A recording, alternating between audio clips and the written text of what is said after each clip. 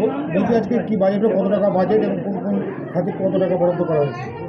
আমরা প্রতি বছরের ন্যায় যে এই বছরও 25-26-এ যে আমরা একটা পরিকল্পনা করি, সেই পরিকল্পনা বিশেষে আমরা আজকে প্রায় 224 কোটি টাকার মতো বাজেটে অর্থ পাস করা হলো।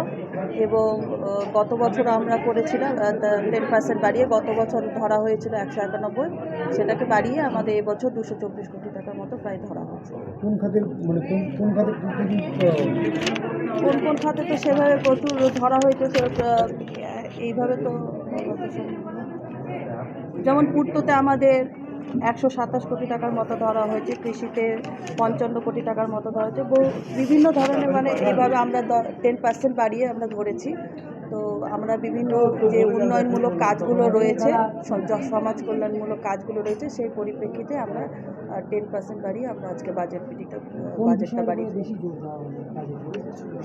বিশেষ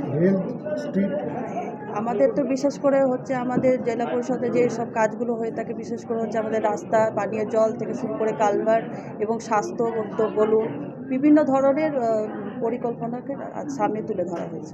26-এ ভোটকে লক্ষ্য রেখে হ্যাঁ, আমাদের মাননীয় মুখ্যমন্ত্রীর অনুপ্রেরণায় মাননীয় মুখ্যমন্ত্রী সবসময় জনসাধারণের উন্নয়নমূলক কাজ করতে চান। সেই 26-এ ভোটকে কেন্দ্র করেই বলুন বা সারা বছর যে আমরা মানুষের যে একটা সুবিধা পাইয়ে দেওয়ার চেষ্টা করি, সেই পরিকল্পনা বিশেষে আমাদের আজকে এই বাজেটটা ধরা হয়েছে। বিরোধীদের কোনো অবজেকশন ছিল না, বিরোধীদের কোনো অবজেকশন নেই, তাদেরকে আমরা সঙ্গে একসাথে নিয়েই আমরা জেলা পরিষদে সবসময় চলার চেষ্টা করি। আজকে বাজেট পাস হয়েছে, সবার সম্মতিক্রমে পাস হয়েছে।